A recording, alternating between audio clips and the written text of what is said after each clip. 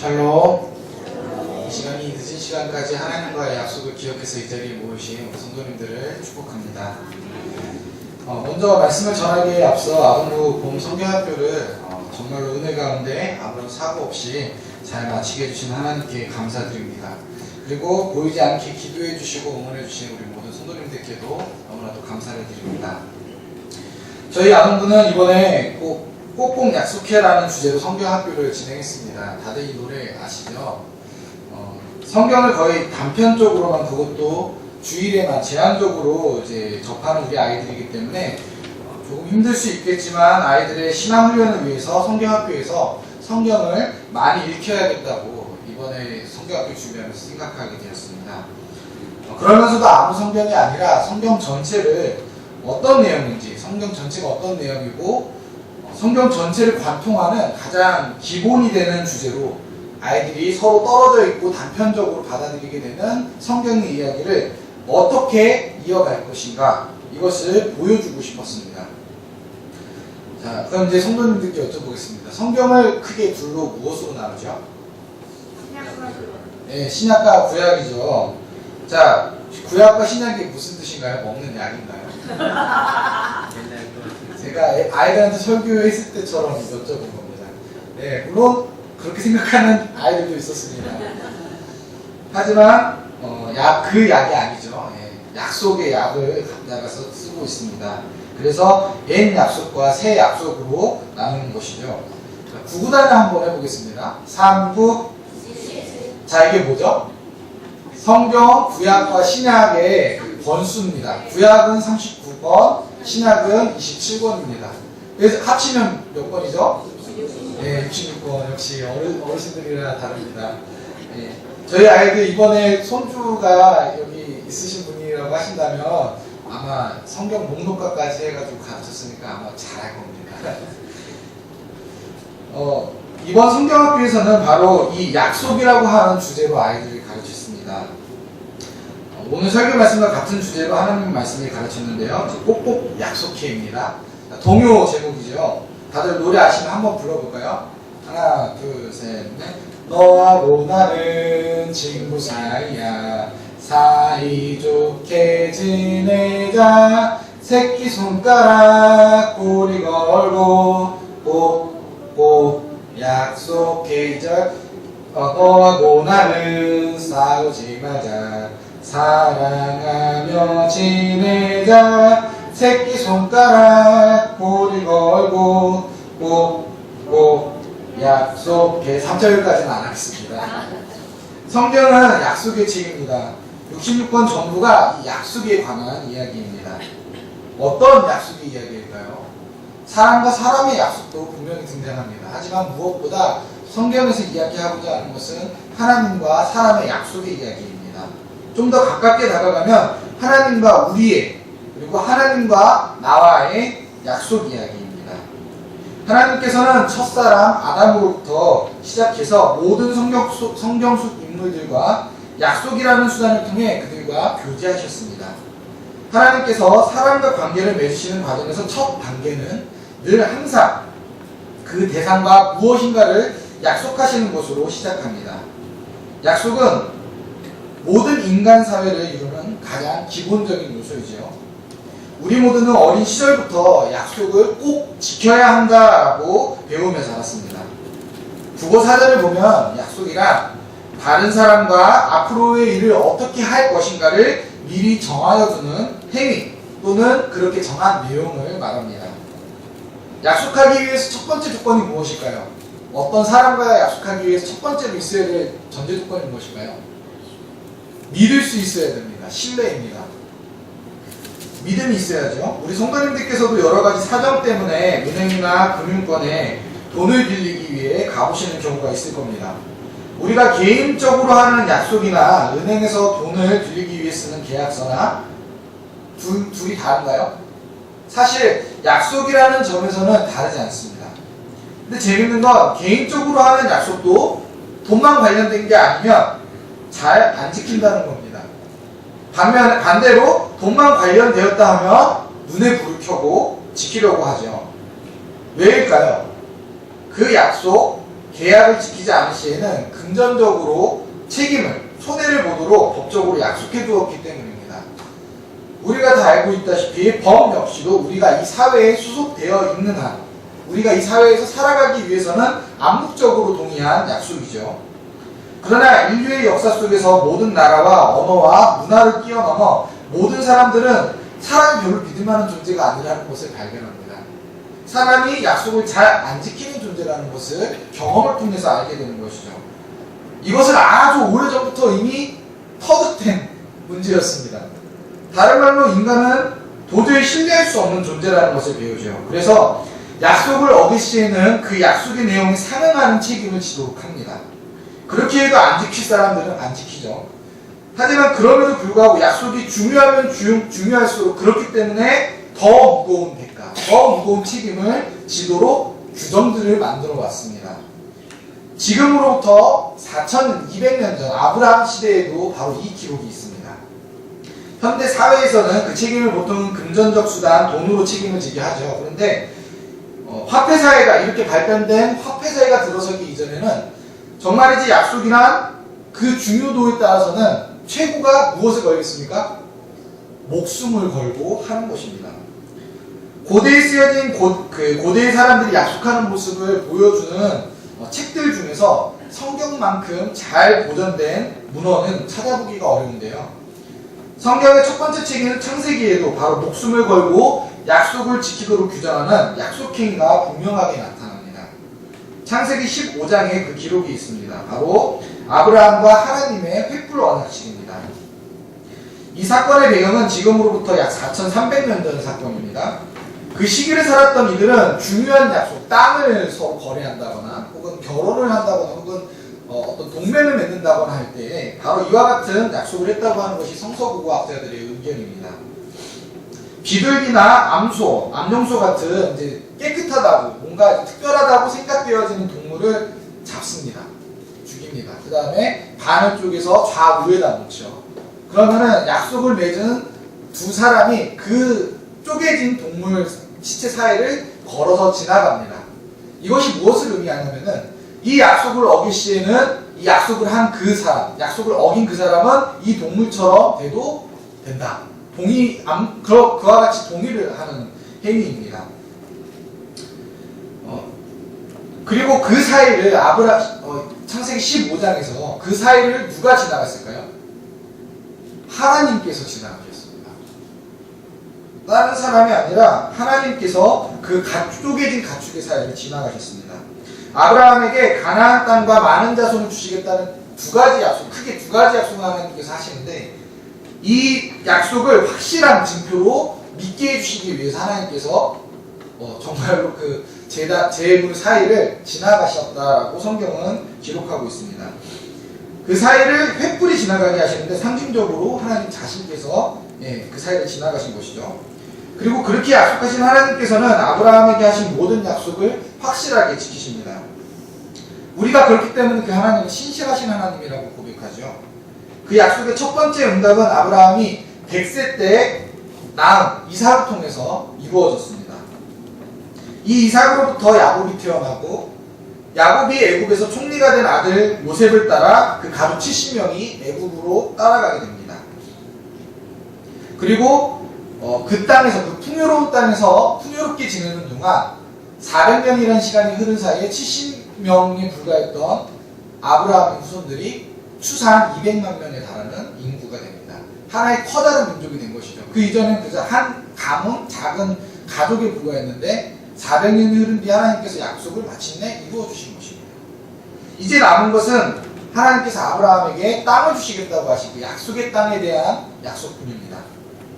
하나님께서는 400년이 흘러 이렇게 큰 민족이 된 아브라함의 후손들을 모세를 통해 애굽에서 이끌어내시고 시내산에서 민족으로서는 인류사상 처음으로 이스라엘 민족을 자신의 백성으로, 그리고 하나님께서 이스라엘의 하나님으로 약속하는 언약식을 가집니다. 그리고 그 조건으로 너희가 나의 백성이고 너희가 하나님의 백성이라면 지켜라 라고 주신 것이 무엇이죠? 십계명입니다. 이후 시내산을 떠나 이스라엘은 하나님께 반역하는 사건으로 인해서 40년을 방황하지만 마침내는 모세의 후계자 여호수아의 지도 아래 아브라함에게 약속하셨던 가나안 땅을 정복하기에 이릅니다. 이로써 땅과 많은 자손을 주시겠다라고 하셨던 아브라함에게 주셨던 그 하나님의 약속이 다 성취가 되죠. 이것이 여호수아까지의 이야기입니다.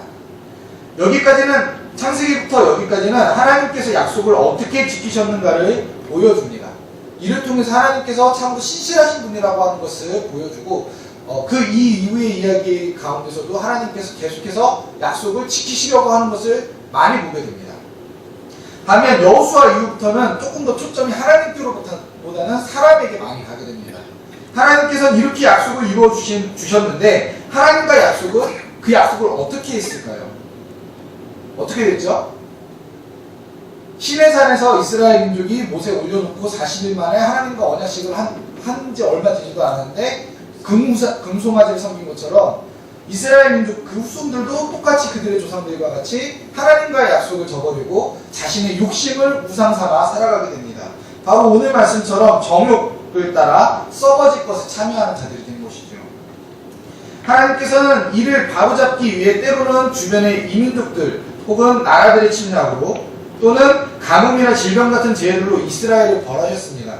그러나 이스라엘은 그때만 잠깐 하나님께 돌아올 뿐 이스라엘 민족에게 평화를 주시며 또 그 다음 세대는 약속을 무시하고 자신들의 욕심을 우상 삼아 살아가게 되죠. 하나님께서는 참고 참으시며 자신의 선지자들을 계속해서 보내십니다.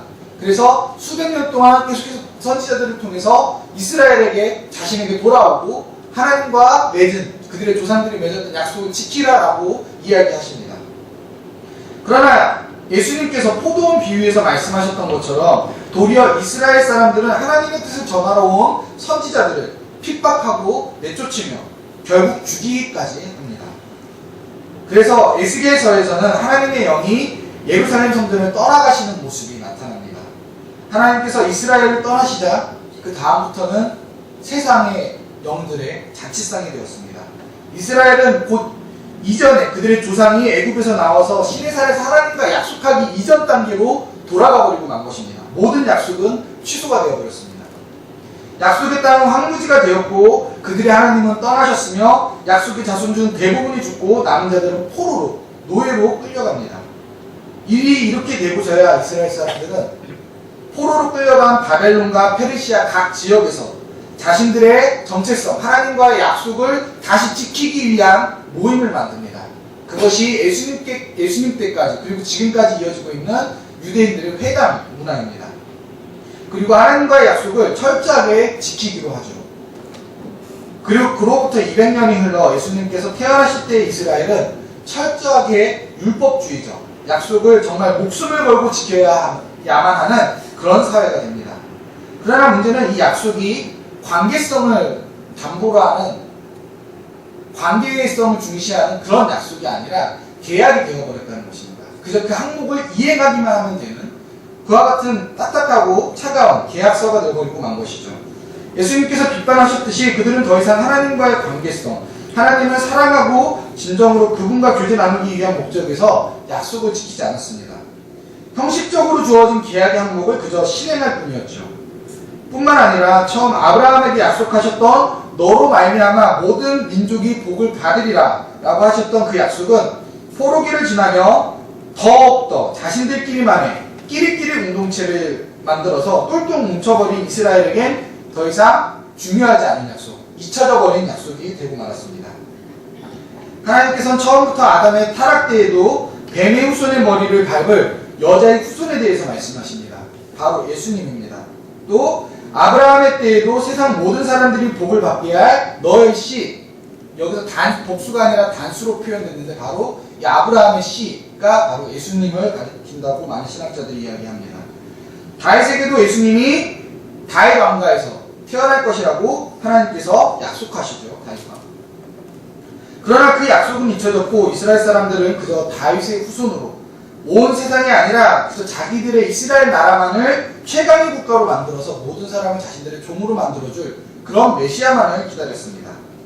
그러나 때가 되어 예수님은 하나님께서 약속하신 대로 이 세상에 오셨고 사람으로서는 도저히 할 수 없는 놀라운 기적들을 통해서 그분이 늘 전파하시던 대로 하나님의 나라, 곧 하나님께서 다스리고 계시다라고 하는 것을 사람들에게 증명하셨습니다. 그리고 예수님께서는 N 약속에 매여서 그 속에 포함되어 있던 더 나은 복음, 모든 사람들, 이스라엘만이 아니라 모든 세상을 살아가는 모든 사람들이 복을 받게 하시겠다라고 하는 그 하나님의 놀라운 복음의 소식을 다시 회복시키려 하셨죠. 이스라엘 한 민족이 아니라 모든 사람들이 복을 받게 되고 유익을 누리게 되는 그 날을 말입니다. 하나님의 약속의 백성이 되기를 원하셨죠. 그리고 이 N 약속과 구분되는 가장 놀라운 언약식을 준비하십니다. 그것이 바로 성만찬입니다. 다른 그 어느 신약 성경에서보다도 이 성만찬 구절이 중요한 것은 바로 이 부분에서 직접적으로 새 언약이라고 말씀하시기 때문입니다. 예수님께서는 떡을 가리켜 우리를 위해 내어주시는 살이라고 하셨고 포도주 잔을 들어 우리를 위하여 흘리는 피라고 하시며 새 언약의 피라고 그렇기에 이를 기억하라고 말씀하셨습니다. 그리고 바로 우리가 바로 이 새 언약의 대상입니다. 우리의 죄를 대속하신 예수님, 하나님께서 우리를 이 약속으로 초대하신 이유가 바로 오늘 우리가 읽은 베드로후서 1장 4절에 나와 있습니다.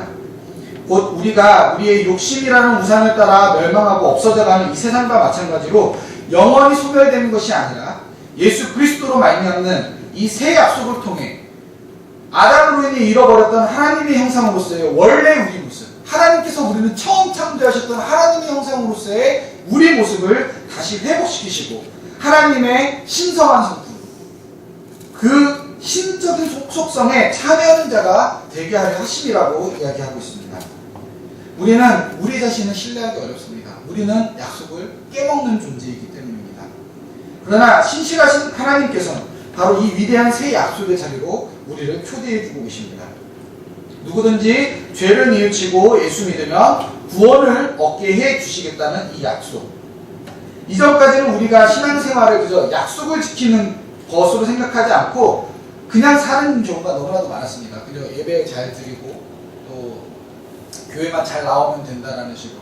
그 문제가 사실 지금 현재 한국교회에 많은 문제를 불러일으켰다고 합니다. 신앙과 삶이 분리가 된 것입니다.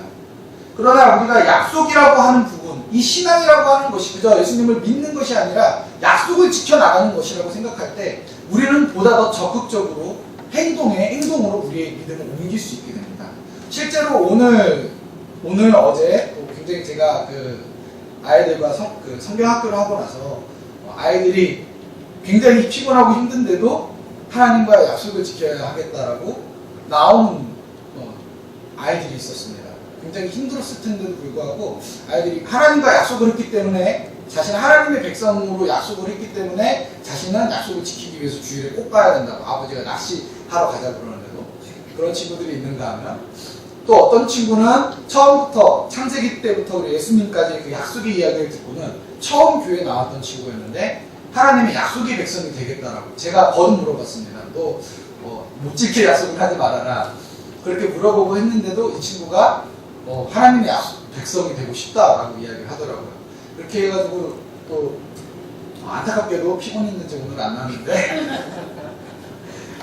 참 이런 일들도 있었습니다. 그래서 우리가 이 하나님과의 신앙생활이라고 하는 것을 약속 지키기, 하나님과의 약속을 지킨다라고 하는 것을 생각을 하면서 살아간다면 우리가 분리되지 않은 신앙생활을 살아갈 수 있을 거라고 저는 확신합니다. 우리가 하나님께서는 우리에게 바로 이와 같은 것을 원하십니다. 바로 우리를 약속으로 초대하고 계시고 그 약속한 것들을 지켜나가기를 원하십니다. 이처럼 우리가 하나님과의 관계와 생명을 담보로 약속한 관계라는 것을 기억하며 하나님께서 주신 약속을 소중히 지키며 살아가시는 모든 성도님들 되시기를 원합니다. 제가 마지막으로 신명기 29장 말씀을 잠깐 읽어드리려고 합니다. 신명기 29장 10절부터 말씀입니다. 오늘 너희 곧 너희의 수령과 너희의 지파와 너희의 장로들과 너희의 지도자와 이스라엘 모든 남자와 너희의 유아들과 너희의 아내와 및 내 진중에 있는 객과 너를 위하여 나무를 패는 자로부터 물 깃는 자까지 다 너희 하나님 여호와 앞에 서 있는 것은 내 하나님 여호와의 언약에 참여하며 또 내 하나님 여호와께서 오늘 내게 하시는 맹세에 참여하여 여호와께서 내게 말씀하신 대로 또 내 조상 아브라함과 이삭과 야곱에게 맹세하신 대로 오늘 너를 세워 자기 백성을 삼으시고 그는 친히 내 하나님이 되시려 함이니라. 9절 말씀을 결론으로 말씀드리겠습니다. 그런즉 이 언약의 말씀을 지켜 행하라. 그리하면 너희가 한 모든 일이 형통하리라. 기도하겠습니다.